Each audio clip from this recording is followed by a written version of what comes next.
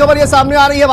भारत ने पाकिस्तान के शहरों में कहर बरपा कर रखा हुआ है। एयर स्पेस पूरी तरह से पाकिस्तान ने अपना बंद कर रखा है। ये तस्वीरें आप देखिए किस तरह से एयर स्पेस पाकिस्तान ने अपना पूरी तरह से बंद कर दिया है, क्योंकि पाकिस्तान के कई ऐसे शहर जहां पर कहर इस वक्त बरपा हुआ है। भारत ने पाकिस्तान के कई शहरों पर कहर बरपाया हुआ है, चाहे वो कराची हो, लाहौर हो, रावलपिंडी हो या फिर तमाम ऐसे शहर हैं पाकिस्तान के जहां पर जो है वो ड्रोन अटैक की खबरें लगातार सामने आ रही हैं और डरे हुए पाकिस्तान ने अपना एयर स्पेस पूरी तरह से बंद कर दिया है। आप देखिए ये पाकिस्तान का जो एयर स्पेस है वहां पर आपको एक भी वायुयान नहीं दिखाई देगा। डरे पाकिस्तान ने अपना एयर स्पेस पूरी तरह से बंद कर दिया है। यह बड़ी खबर इस वक्त सामने आ रही है। पाकिस्तान के ऐसे तमाम शहर हैं जहां पर भारतीय ड्रोन्स ने कहर बरपा रखा है और पाकिस्तान ने अपना एयर स्पेस पूरी तरह से बंद कर दिया है। तो देखिए ऑपरेशन सिंदूर लगातार जारी है और देखिए कई ड्रोन अटैक जो कि पाकिस्तान के शहरों पर तबाही मचा रहे हैं और एयर स्पेस भी पूरी तरह से बंद कर दिया गया है। स्वाति हमारी सहयोगी जुड़ी हुई है। स्वाति, एयर स्पेस भी बंद हो गया है, इतना डरा हुआ है पाकिस्तान।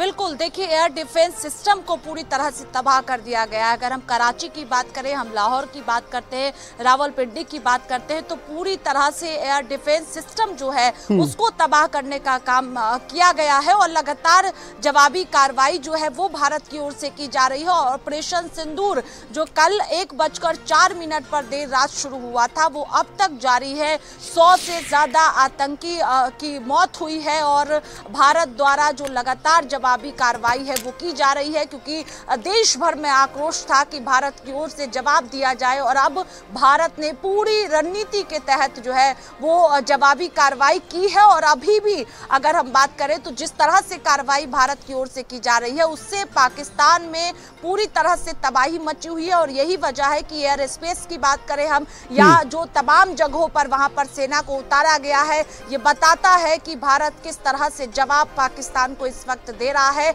और बयान जिस तरह से पाकिस्तान के प्रधानमंत्री का सामने आ रहा है, रक्षा मंत्री का सामने आ रहा है, यह दर्शाता है कि किस तरह से पाकिस्तान पूरी तरह से डरा हुआ है, जिस तरह से भारत की ओर से लगातार जवाबी कार्रवाई। और देखिए जिस तरह से अमेरिका ने भी एडवाइजरी जारी की है अपने नागरिकों के लिए, उन्होंने पाकिस्तान छोड़ने के लिए कहा है अपने नागरिकों से। तो ये कहा जाए कि क्या पाकिस्तान में जिस तरह का कहर देखने को मिल रहा है, एक के बाद एक ड्रोन अटैक लगातार सामने हो रहे हैं, ये हमले और भी ज्यादा बढ़ने वाले हैं, क्योंकि अमेरिका ने भी अपने नागरिकों को एडवाइजरी जारी कर दी है।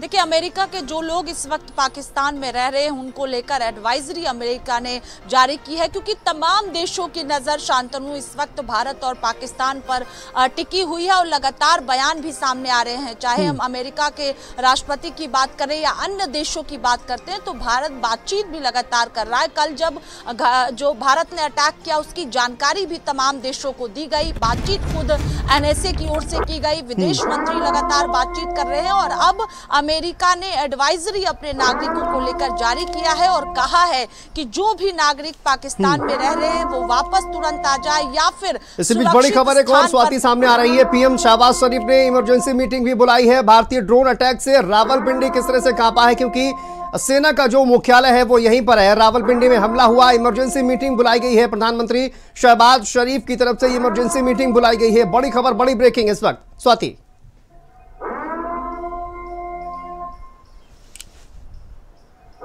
कल से लगातार बैठकें हो रही हैं। अब जिस तरह से ड्रोन से अटैक किया गया है, खास तौर पर रावलपिंडी की बात करते हैं, क्योंकि कुछ ही दूरी पर सेना का मुख्यालय है और जिस तरह से अटैक हुआ है, मैच को लेकर आप देखिए जो प्रभाव सीधे तौर पर पड़ा है और पूरी तरह से इस वक्त पाकिस्तान में अफरा तफरी है। आगे पाकिस्तान डरा हुआ है कि भारत की ओर से आगे जो है और जवाबी कार्रवाई जो है वो की जा सकती है, बड़े स्तर पर की जा सकती है। यही वजह है कि मीटिंग पाकिस्तान के प्रधानमंत्री ने बुलाई है और उस मीटिंग में जो है वो देखना होगा कि किस तरह की चर्चा की जाती है, क्योंकि इस वक्त पाकिस्तान पूरी तरह से हिला हुआ है और पाकिस्तान को डर है। यही वजह है कि कल भी आपने देखा था कि बयान सामने आया। बिल्कुल स्वाति, वापस आएंगे आपके पास। देखिए बड़ी खबर है, दिल्ली से भारत बांग्लादेश बॉर्डर पर भी हाई अलर्ट जारी किया गया है। इस वक्त बड़ी खबर सामने आ रही है, 2 महीने के लिए नाइट कर्फ्यू लगाया गया है।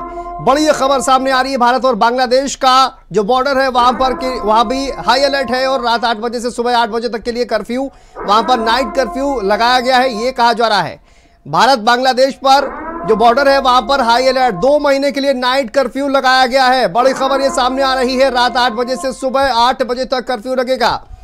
तो ये देखिए भारत जो है अपनी तमाम सीमाओं की सुरक्षा किस तरह से कर रहा है, ये उसका एक उदाहरण है। हाई अलर्ट है फिलहाल। भारत और बांग्लादेश का जो बॉर्डर है वहां पर हाई अलर्ट, 2 महीने के लिए नाइट कर्फ्यू लगाया गया है। बड़ी खबर, ये बड़ी ब्रेकिंग इस वक्त सामने आ रही है और रात 8 बजे से सुबह 8 बजे तक ये कर्फ्यू जारी रहेगा। तो 2 महीने तक ये नाइट कर्फ्यू चलेगा। भारत और बांग्लादेश का जो बॉर्डर है वहां पर 2 महीने के लिए नाइट कर्फ्यू लगाया गया है। रात 8 बजे से सुबह 8 बजे तक ये कर्फ्यू चलेगा। तो ये देखिए बड़ी खबर ये सामने आ रही है। सबसे पहले अपने बॉर्डर की सुरक्षा और उसी को लेकर ये अहम कदम जो है वो मारा जा रहा है। स्वाति,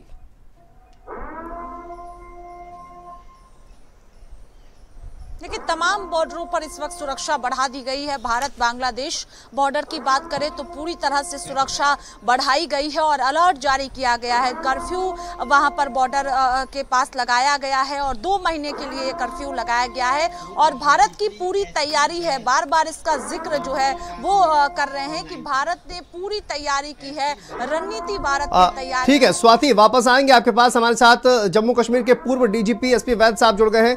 वैद साहब, बहुत स्वागत है आपका। जिस तरह का रावलपिंडी हो, कराची हो, लाहौर हो, अलग अलग शहरों में ये हमले हो रहे हैं, उसके बाद भारत और बांग्लादेश का जो बॉर्डर है वहां पर भी नाइट कर्फ्यू का ऐलान किया गया है कि 2 महीने के लिए रात 8 बजे से सुबह 8 बजे तक का कर्फ्यू वहां पर जारी रहेगा। किस तरह से आप देखते हैं सिचुएशन जो है वो भारत और पाकिस्तान के बीच और भी ज्यादा खराब होने वाली है? जिस तरह से एस्केलेशन हो रही है, क्योंकि हम इसको बढ़ाना नहीं चाहते थे, लेकिन पाकिस्तान ने कल रात को भारत के 15 शहरों पे हमला करने की कोशिश की है। ये तो भगवान का शुक्र है, हमारा एयर डिफेंस सिस्टम बहुत बढ़िया है। हमारी उस एयर डिफेंस सिस्टम ने इन सबको इंटरसेप्ट कर लिया। तो श्रीनगर हो, जम्मू हो, अमृतसर हो, चंडीगढ़ हो, पठानकोट हो, इन सभी शहरों पर कोशिश की गई, लेकिन इस एयर डिफेंस सिस्टम की वजह से वो कामयाब नहीं हुए। लेकिन अगर हम पर हमला होगा तो हम उसका जवाबी कार्रवाई करेंगे और वो किया भारत ने। अब पाकिस्तान के बड़े बड़े शहरों में लगभग 9 या 10 शहरों पर जवाबी कार्रवाई हुई है। तो हम एस्केलेशन नहीं चाहते हैं। हाँ, जो आपका सवाल है बांग्लादेश, वहां ध्यान देना बहुत जरूरी है, क्योंकि बांग्लादेश पहले वाला बांग्लादेश नहीं रहा है। वो अब ईस्ट पाकिस्तान की तरह, वहाँ कुछ लोग ऐसे हैं जो भारत को नुकसान पहुंचाना चाहते हैं। वहाँ नाइट कर्फ्यू लगा के बहुत अच्छा काम किया है और कोई भी मूवमेंट रात को नहीं अलाउ करनी चाहिए।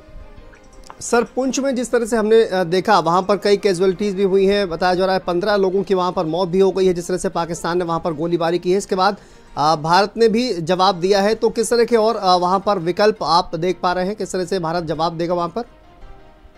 देखिए, पुंछ में क्या है कि उनकी पोस्टें पहाड़ के ऊपर है और हमारा जो टाउन है वो थोड़ा नीचे है। उसका फायदा उठाकर पाकिस्तान एक ऐसा देश है, आपने देखा हमारा टारगेट टेरर कैंप था, हमने डायरेक्ट टेरर कैंप में अटैक किया और किसी सिविलियन को नहीं नुकसान पहुंचाया, कोई कोलैटरल डैमेज नहीं होने दिया। लेकिन पाकिस्तान आ जाकर सिविलियन को टारगेट बनाता है एलओसी पर और आईबी सेक्टर पे। तो वही हाल देखने में आया। हालांकि इसने एलओसी के सारे इलाके में शेलिंग की है, लेकिन पुंछ में ज्यादा नुकसान हुआ है। वहाँ हमारे 15 लोग मारे गए और काफी लोग जख्मी हुए हैं। लेकिन भारत की जवाबी कार्रवाई में मैंने सुना है उनकी ज्यादा नुकसान हुआ है। उनके बहुत सारी फौजी पोस्टों को उड़ा दिया गया है और मेरे ख्याल 20 से 25 फौजी उनके हलाक हुए हैं और बहुत सारे सिविलियन कैजुअलिटीज, कई डजन लोग वहां भी मारे गए हैं। बिल्कुल सर, और आपने जिस तरह से कहा कि देखिए सिविलियंस को वहां पर निशाना बनाया गया है, ये एक्ट ऑफ वॉर क्या माना जाए पाकिस्तान की ओर से, जिस तरह से सिविलियंस को निशाना बनाया गया है? बिल्कुल, ये एक्ट ऑफ वॉर ही है और हमें पूरी कोशिश है अपने सिविलियंस को प्रोटेक्ट करने की।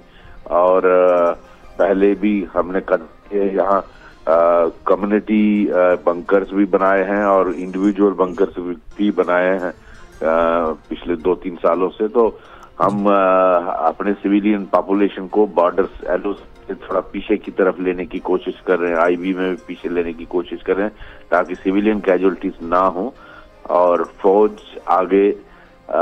और बीएसएफ आगे रहे। सर, ये जो ड्रोन से हमला किया गया बताया जा रहा है, हार्पी ड्रोन से पाकिस्तान के कई शहर हैं जहां पर ड्रोन से अटैक किया गया है। इस ड्रोन की जरा खासियत बताइए सर, कैसे ये काम करता है और कैसे पाकिस्तान के तमाम शहरों को इसने तबाह कर दिया है फिलहाल? देखिए, ड्रोन आज नई डायमेंशन है इस लड़ाई में। आपने देखा रशिया यूक्रेन वॉर में भी ड्रोन का इस्तेमाल किया जा रहा है, इजराइल अटैक और हमास और अटैक उनकी लड़ाई में भी इसका इस्तेमाल होता है। ड्रोन्स जो है वो टोटली कंट्रोल होते हैं और उनको एक पेलोड देकर भेजा जाता है। पेलोड उनमें मतलब बम किलो का, 2 किलो का, 10 किलो का, 50 किलो का, वो उसकी कैपेसिटी के मुताबिक लगाया जाता है और उसको प्रिसाइज जो लोकेशन दी जाती है वहाँ उसको हिट करना होता है और एग्जैक्ट टेक्नोलॉजी इस तरह की होती है कि वो वहीं जाके हिट करता है। तो ये न्यू डायमेंशन है, पुराने जमाने की लड़ाई में ये चीजें नहीं होती थी। आज टेक्नोलॉजी की वॉर है और टेक्नोलॉजी से लड़ाई होती है। सर, शहबाज शरीफ जो बड़े बड़े दावे करते थे कि हमारा एयर डिफेंस बहुत ज़्यादा मजबूत है, हमारी एयरफोर्स बहुत मजबूत है, आज जिस तरह से पाकिस्तान का जो आर्मी का हेडक्वार्टर है वहाँ पर हमला हुआ और ये कहीं ना कहीं पोल खोलता है पाकिस्तान के एयर डिफेंस सिस्टम की, पाकिस्तानी एयरफोर्स की, और इसके बाद इमरजेंसी मीटिंग भी बुलाई गई है।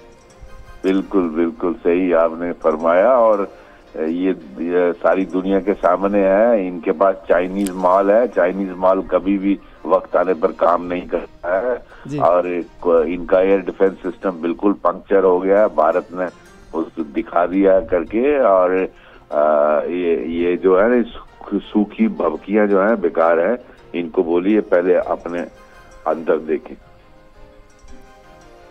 बिल्कुल। अभी सर, जिस तरह अब पाकिस्तान चूंकि हमला कर रहा है बॉर्डर पर, उसमें किस तरह की भारत अब सावधानी वहां पर दिखा सकता है? हालांकि S-400 जैसा कि पहली बार भारत ने इस्तेमाल किया है तो एक वो तो हथियार है ही भारत के पास, इसके अलावा जो वहां पर सिविलियंस हैं उनके लिए क्या आप कहना चाहेंगे, किस तरह से बचाव कर सकते हैं? हालांकि मॉक ड्रिल भी लगातार चल रही है।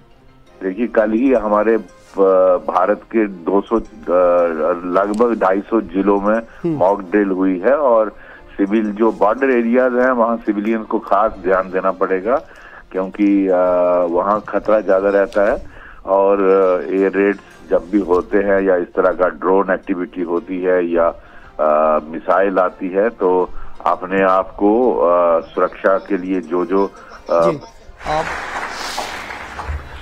साथियों,